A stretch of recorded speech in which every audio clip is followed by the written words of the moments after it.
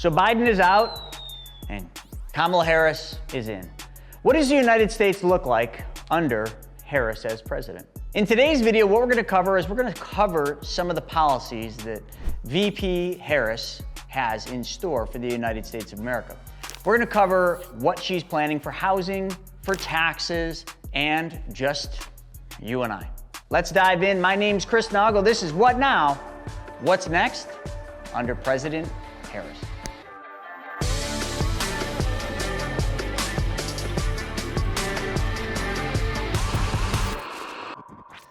What we did in preparation for today's episode is we dissected Vice President Harris's policies.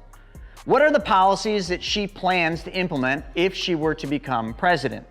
So diving into that, I got a whole bunch of information, and a lot of it came from this article right here from PBS. Let's check it out. First off, one of the economic policies is food prices. As we all know, there's a big problem in this country after the inflationary period we just went through with food. The cost of food. I mean, all of you have gone to the grocery store, gone out to eat, and you probably get to the cash out and you're like, whoa, what is this?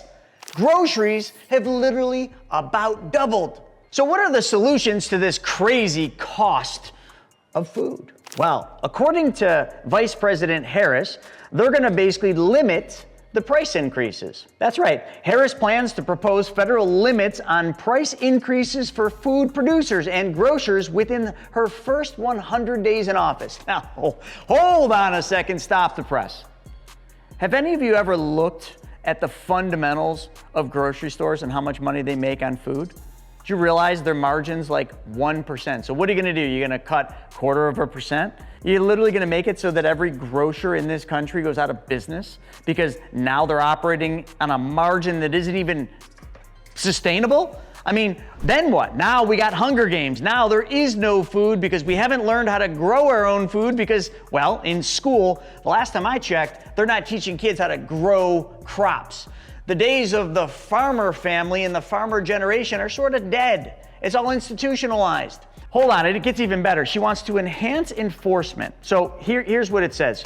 She seeks increased authority for the Federal Trade Commission and State Attorney General to impose stricter penalties on those who violate price controls. So if a grocery store decides to price their food a little bit above the limits that Vice President Harris, or in this case, it would be President Harris, decides to put in place, they will be strictly enforced and struck down. So hold on, I found this neat little thing that I gotta read. And here's how it goes. This is not just grocers, but just food in general.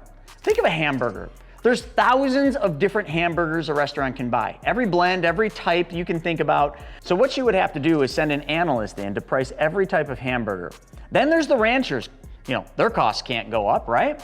His price for feed and electronics has to remain exactly the same. So think of the trickle down there. So that he can sell it to the processing plant. Then there's the processing plant's costs, right? They can't go up. They have to stay exactly the same, which means fuel has to stay the same, equipment costs has to stay the same, transportation and labor all has to stay exactly the same. Otherwise, like, they're not gonna make any money and they're just gonna close the doors. Then it goes to the distributor. Oh, his costs can't go up. Nope, fuel for distribution can't go up. The unions cannot do anything different. They can't increase any of their wages or anything else. All the other costs associated with his business, well, they gotta stay the same. Well, but hold on. Then the restaurant gets the hamburger in a price-controlled way. Okay, so think about that. How's that gonna work out? Because Harris, on August 14th, announced her plans to institute a federal ban on price gouging on food and groceries as President of the United States, and in an attempt to stop big corporations from taking advantage of consumers. Now listen, there's probably some truth to that, but just think about what I said earlier. But let's keep going because this is so fun. The idea has raised eyebrows across different industries in the days since. Well, investors like Kevin O'Leary, financial gurus like Dave Ramsey, and even left-wing mainstream media outlets are questioning the outcome of such policies if they were to be implemented. Taffer, who's helped a number of struggling businesses regain footing, is focusing on how such policies might impact the restaurant industry. What about the bun? We didn't even talk about the bun. How about the tomatoes? We didn't talk about those. What about the lettuce? What about the ketchup? I mean, what happens then? It gets to be kind of absurd. You cannot accomplish this. Other countries in the past have done this, and you know what's happened? Shortages. Food shortages. Just watch the Hunger Games sequels. That's what happens. It almost sounds dystopian. But hold on, let's keep going. You see, the regulation of mergers is another thing she's proposing. Harris wants to use government regulators to prevent large food industry mergers and acquisitions, which she argues contribute to higher prices. Now, whether there's truth to that, I always want you to go back to the hamburger, the bun, the lettuce, the ketchup, and all that, because it all is a trickle-down effect. Well, also, let's get off the food topic and let's get into the housing topic.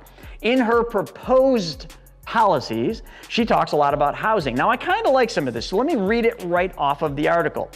She is proposing that the construction of new housing units is the utmost importance because she wants to build 3 million new housing units over 4 years to address the housing shortage. There's going to be tax incentives for those who build these houses. She advocates for new tax incentives for builders constructing starter homes for first-time home buyers. Now, I would ask the question is, what constitutes a starter home? Is that a $200,000 to $300,000 house? Can a builder actually build a house that a new home buyer can afford? Given that the price of goods and services have gone up tremendously, is that even possible? So what kind of incentives are you going to give to make it possible? Those are the questions I would have. You can't just say, we're going to advocate for new tax incentives for builders to build starter homes without a little bit more. You see, everybody else just looks at the surface. I'm like, well, hold on a second. There's a lot more to that. And she wants to do an innovation fund. She's calling for a $40 billion fund to help support affordable rental housing development, and she wants to double the previous fund. Okay, Harris, where's that $40 billion gonna come from? I'm just asking for a friend. I mean, are you expecting me, the taxpayer, to help pay for this $40 billion? Just checking.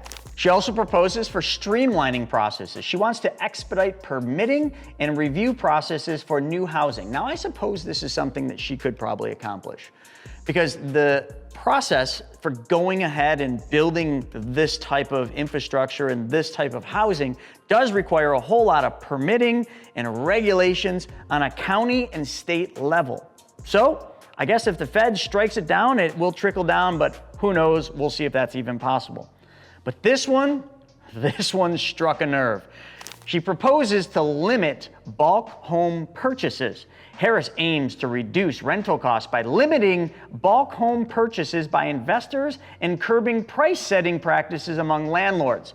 Did anyone tell Harris, the one who's doing all this bulk home buying, are big hedge funds like BlackRock, Blackstone, Vanguard? I mean, does she know that? So she's going to go to them. She's going to go to Blackstone, who owns just about everything. You take Blackstone and you put them together with Vanguard, and I mean, pretty much they do own everything. And you're going to tell them that they cannot buy bulk homes. Really?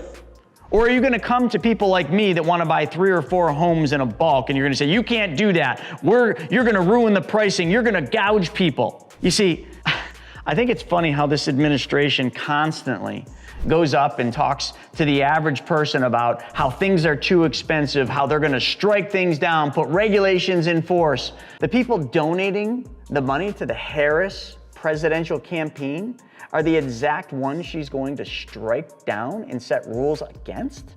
I think not. Follow the dollar and you learn the truth. Down payment assistance, I covered this in a prior YouTube episode, but she supports expanding down payment assistance to broader groups of first-time home buyers. Now that's great, but right now a first-time home buyer can go out and get a Fannie or Freddie loan, and if I'm not mistaken, all they need to come out of pocket is 3.5%. Let's call it 5%. So what are you gonna do? Are you gonna go and make it free? I saw something where they were talking about a $25,000 assistance program for first-time home buyers. Again, Vice President Harris, who's gonna pay for that? You're gonna just dish out $25,000 checks, or you're gonna make it so essentially they're gonna be able to get a house with no money out of pocket, which means they can just walk away from that house. They don't have any skin in the game, so why wouldn't they just walk away if things got hard? They would.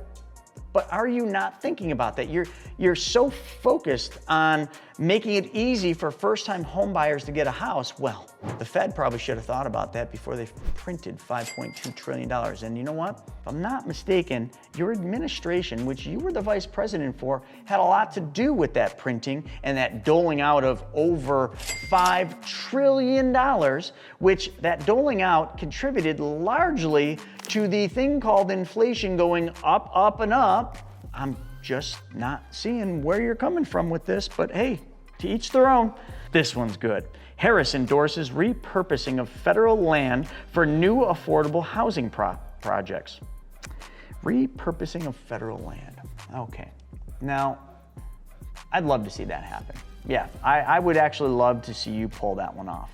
And if you've got all this federal land, why not give it back to the farmers so they can make more food and drive the price of food down? And why don't you incentivize them? Give them the land for free, allow them to farm the land, give them some incentives to create food at a lower cost, which then pass that down to the processing plants, the distribution, the grocers, the restaurants.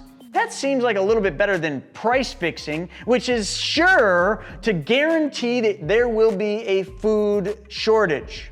Let's keep going here with this. Taxes and medical expenses. Yeah, this is a big problem. And I'm gonna agree with a lot of the proposed policy she was gonna put into effect here. One being prescription drug costs. So any of you that have grandma and grandpas or even parents that are on prescriptions, you know that a lot of the prescriptions that they need, they can't afford because the medical is not covered under their insurance or Medicare. Actually, hold on a second. Speaking of Medicare, I believe your administration, which you are currently the VP for right now, has something to do with Medicare. Yeah, all right, anyway, let's keep going. So she plans to accelerate efforts to lower prescription drug prices by 40 to 80%. That would be a good start.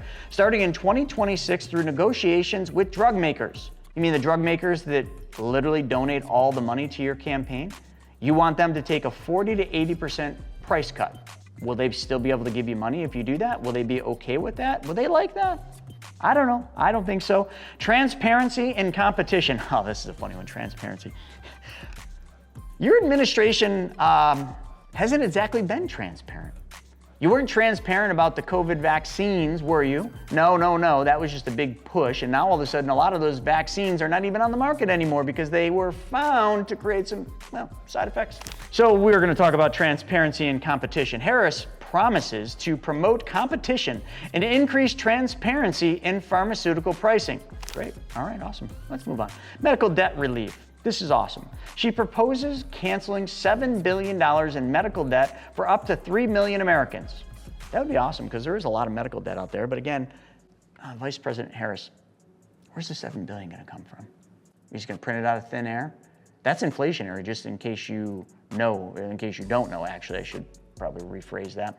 And if it's inflationary when you print money to cancel people's debts, which listen, I'm not against canceling some medical debt. I was against canceling student loans because, hey, people pay to go to school. That was their decision. But medical expenses, a lot of times that's due to something out of their control.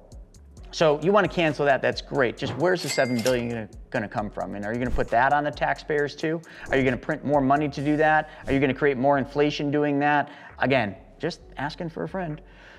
Child tax credits. Harris aims to make permanent a $3,600 per child tax credit and introduce a new $6,000 tax credit for families and newborns. Great. Earned income tax credit. She wants to expand the earned income tax credit to cut taxes for some frontline workers by up to $1,500. That's the least you can do, President Harris, with all the inflation you did and the price going up and the average family not even being able to afford to live, hence why first-time homebuyers can't buy a house. Well, because the cost of everything else has gone up so much because of the inflation, because of the massive money printing, because of the pandemic shutdown. Yeah, I'm just going to leave it there. And this one I love, healthcare tax release. Harris plans to reduce taxes on healthcare plans offered through the Affordable Care Act. Now, I do know a thing or two about this. My mother uses this because I'm self-employed. Our health insurance programs go through the state program, but it's all part of this Affordable Care Act. And there is nothing affordable about care. There's nothing at all affordable about health insurance in this state or this country. I'm in New York. Vice President Harris, you love New York, don't you? Because it's a Democratic state and we're taxed to death here. It's kind of funny how all the Democratic states seem to have major issues like, well, just turn the news on, you'll find out what the problems are in the Democratic states, but who's keeping track? Obviously, no one. All right, folks, now we're gonna move into a proposed section that really pisses me off. Because the logic behind what I'm gonna tell you next, well, there is no logic behind it at all. And let me just get right into it. What Kamala Harris is proposing in regards to capital gains is this. So right here in this article from Yahoo Finance, it says Kamala Harris supports tax on unrealized capital gains. What it means for wealthy households. Well, you know, this one, there's a lot of different moving parts here, but essentially high-end tax increases on corporations and the wealthy households worth approximately $5 trillion over 10 years is what she's proposing. So let's just talk about unrealized capital gains. Biden and now Harris have both proposed levying an annual tax on static wealth of households worth more than $100 million. So now I know most of you listening to this, your household's not worth $100 million. But whose households are? Well, how about Biden's household? How about most of the politicians that are putting these laws in effect? And you know, matter of fact, at the Democratic National Convention, all the speakers that were up there, including Michelle Obama and Barack Obama, the Obamas, like they're sitting there talking about how the wealthy should be taxed more, the wealthy are bad, we need to take from the wealthy and give to the poor. And then there was Oprah who was up there and saying the same thing. So has anyone looked into the details on the Obamas or Oprah or any of the people that were speaking there? Do you realize some of them are billionaires, and if not billionaires, like multi-millionaires with yachts and multiple mansions and all these things. Now, no disrespect to, you know, having success, but if you've got all this success, you cannot sit up there and say all the wealthy people need to basically do this and do that, and we need to tax the wealthy, when you damn well know you're not going to want to be taxed higher. Is Oprah sitting up there, who's definitely a certified billionaire, multi-billionaire, and do you think she wants to pay more in taxes? You think she wants to pay tax on unrealized capital gains? And do you know what that means, folks? Let me just explain this one, because I do know. Let's just say you have a stock portfolio, okay? And most of you do. And you have stock that you hold, and year over year, that stock goes up or goes down, but it has realized and unrealized gains. Realized are if you sell the stock, you realize the tax on the gain, okay? But if you don't sell the stock right now, you don't have to pay tax on it because it's an unrealized gain. It just carries over until you end up selling it. And if you don't sell it, it passes on to the next generation, gets a step up in basis. So let's say you are, I'm just gonna pick on Oprah, and you've got a stock portfolio and a bunch of other investments with lots of unrealized gains. Let's call it hundreds of millions of dollars in unrealized gains because you didn't sell any of the investments. Now, at the end of the year, what they're proposing is those unrealized gains would be taxed. So, Vice President Harris, you're going to pay tax on your unrealized gains? Can you ask the Obamas, are they going to pay tax on their unrealized gains? And now let's go to Oprah. Is Oprah going to pay tax on her unrealized gains? You see, you can't do for one and not do for the other. That's discrimination. Sorry. But that's what you're proposing. You are literally proposing that the wealthy are going to pay tax on unrealized gains. But hold on, that's not the most important thing. Axios also covered this, and I just want to kind of hit on a couple things right here. Within the 100 million club, which all of those folks I mentioned are in the 100 million club, you'd only pay tax on unrealized capital gains if at least 80% of your wealth is in a tradable asset. Not shares in a private startup or real estate, just tradable assets. One caveat for this illiquid group is that there would be a deferred tax of up to 10% on unrealized capital gains upon exit. In short, it would not apply to most startup founders or investors. If any group should be tweeted mad face emojis, it's top hedge fund managers. Hedge fund managers. Do you know who the hedge funds are? Yeah. Well, the hedge funds are probably some of the ones that are donating money to this campaign. And they're probably donating money to this campaign for things like this to not happen. because I can guarantee you top hedge fund managers certainly don't want to pay tax on unrealized gains. So folks, I'm just gonna give you my opinion. There's no factual relevance to this, but I'm just trying to piece this all together. If you remember back in the policies, we were talking about real estate. One of the things that the Harris campaign is proposing is they're gonna create a whole bunch of new housing, a whole bunch of new cheap, or I should say affordable housing. And who has been really active in the real estate market? Hasn't it been Blackstone, BlackRock, hedge funds, big hedge funds? But now you're talking about an unrealized capital gain tax now, but that does not apply to real estate. So you're gonna give all these tax incentives for people to build these big apartment complexes, which seems like it would be BlackRock, Vanguard, and some of them that would maybe be funding all of that. And then because now they can move money into this sector, get tax incentives, not have to pay tax on unrealized gains. Oh, I am starting to see a little bit about what this is gonna look like. And you're sitting there saying you're gonna take from the rich and give to the poor. You're just giving to the rich, the ultra rich, the hedge funds, the pharmaceuticals and all that. Yeah, that's who you're giving to. I'm sorry, but I'm reading through the lines on this one. Because then we get into the almighty, and that is they are going to increase, or I shouldn't say, hold on, let me rephrase this. They are proposing to increase the corporate tax rate. Now, they're proposing a 28% corporate tax rate, and they're proposing the reversal on the Trump era tax cuts. So this is a really important one, and I think the best person that talks about this is Kevin O'Leary. And there's an article right here. It's basically saying every investor, including foreign investors, are hungry for information. So over the last 48 hours, what they've learned is the potential to take corporate taxes from 23% to 28%, which is a little over a 20% increase. This increase would likely take American competitiveness in the global arena to the bottom of the barrel. This is what Kevin O'Leary said. I'm sorry, I don't want to be partisan, O'Leary said. This is bad policy. Whoever puts it out there, I don't want to be pegged as pro or con Harris or Trump. I'm telling you, I smell good or bad policy. O'Leary said the United States government has already tried to price fix during the 1970s, leading to a widespread economic disarray. That's beyond crazy, O'Leary said. Imagine America where there's a ministry of pricing for groceries that tells a farmer that an apple can be sold for only a certain price and what they can buy it for.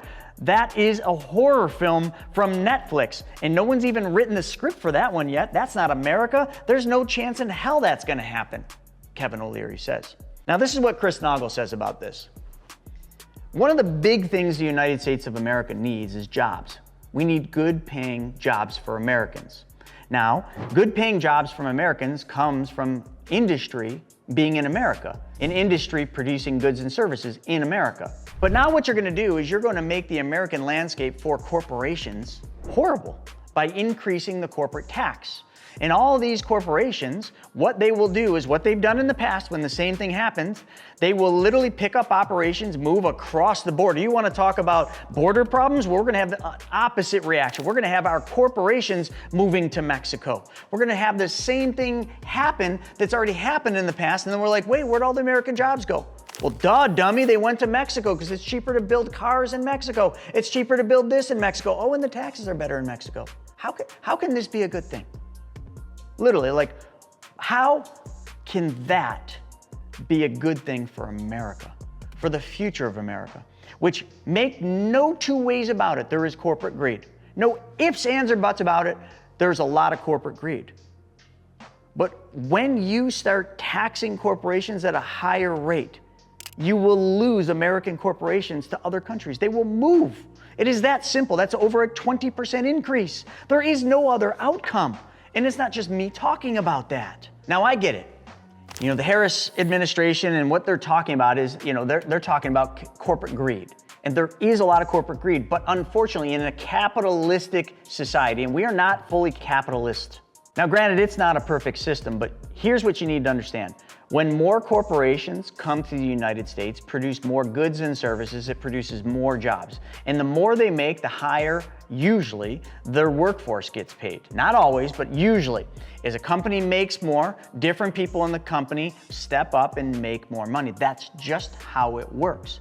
But in something like this, and also just folks, before Trump, just so you know, corporate taxes were higher.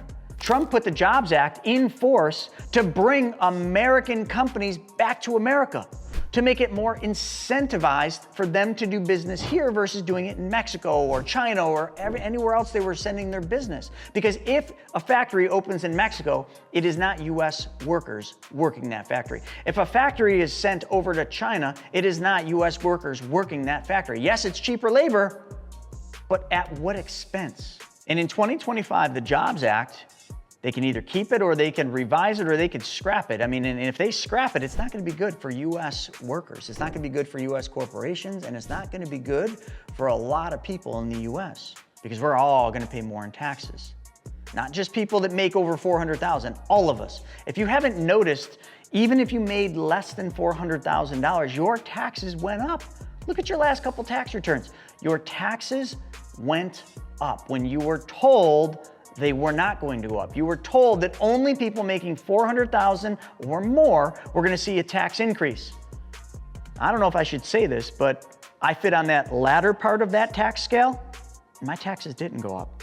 And it's not because they didn't raise my taxes, which they certainly did, but it's because I have good CPAs, really good bookkeepers that understand the tax law and understand where the tax law says that you should pay your fair share. People making over $400,000 have access to these higher level financial tools, these higher level CPAs that understand the tax law. People making less than $400,000, and even at the latter end of that, they don't. So therefore, they are not benefiting from the tax code, and they are not paying their fair share. As Biden actually once said in one of his talks, pay your fair share. This isn't tax avoidance, this isn't tax manipulation, this is just understanding the tax code. That's all this is, understanding the tax code. Here's another article from Fox. They're saying that experts are reacting to the Harris plan to tax unrealized capital gains as voodoo economics. Now here's some oppositions to the tax hikes. So there's an economic impact. Former CKE restaurant CEO Andy Puzder argues that the proposed tax hikes would be devastating for the US economy. He predicts that these hikes could lead to reduced revenue, loss of business, and economic decline. The capital gains tax, he also goes on to say that others are concerned about a proposed 25% tax on unrealized capital gains, which they argue could force individuals to pay taxes on increased asset valuation even though they haven't sold the assets. This could lead to extreme scenarios where the government demands payments through asset liquidation. That wouldn't be good for the stock market, just so you all know. Other proposals from Kamala Harris are tax plan details. Vice President Kamala supports tax increases outlined in President Biden's budget proposal. This includes 25% tax on unrealized capital gains for individuals with wealth over, I already hit that. Now listen, here's one of the pros to all of this. I mean, in this country, we've got a rising debt that is out of control. So all these tax increases and these taxes on unrealized capital gains would help, or supposedly help, reduce the deficit. But as we've seen with any political environment, I don't care if it's Republican or Democrats, as tax revenue goes up, which it always has, they spend more. Spending needs to be cut. And that is nothing that is being proposed here. They're talking about spending more and spending more and spending more and printing more and printing more. Yes, and also increasing taxes to pay down the deficit. But as they increase taxes, they keep spending more. So where is the balance? There isn't any. But with that being said, folks, what I'd love for you to do right here is just pause, hit that little subscribe button, and there's a little bell. Smash that bell so you're notified every single time we put up a new video or go live. Now, although we all have mixed views on this data and these proposed policies, I think to each their own is what I would say to all of you. No matter who you're gonna vote for, just know why you're gonna vote for them. Understand what that means to you and your family. Understand why your vote matters. So, as you can see, politicians are just buying votes now. And I can't remember who said it, but someone had mentioned that democracy is dead when politicians find ways to buy votes, and you're seeing this firsthand. $25,000 for first-time home buyers. All that's gonna do is raise the price of the housing that we're trying to bring the prices down so that first-time home buyers can buy it. And yet giving incentives to large home builders, which who are the large home builders gonna be funded by? Hedge funds like BlackRock and Vanguard, just like they are today. And that's who's gonna benefit. It's not gonna be you benefiting, folks. These housing shortages and the housing price problems are largely due to inflation.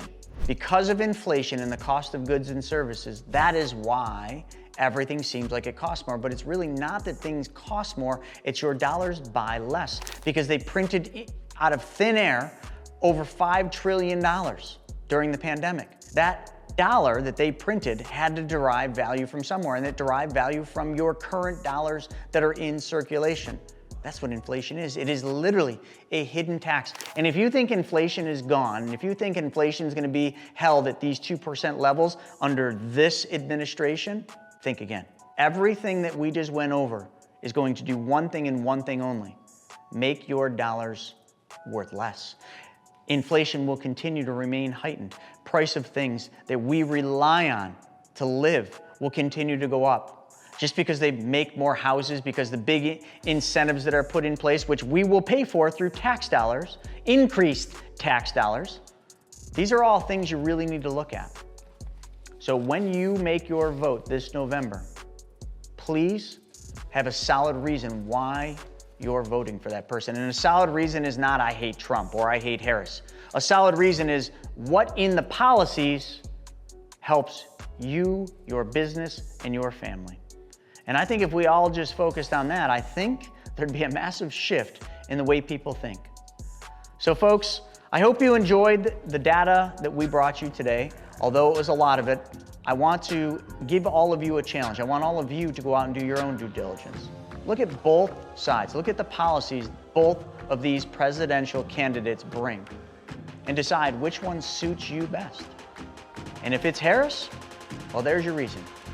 And if it's Trump, like it is for me, I can give you a laundry list of reasons why my vote will go with Trump.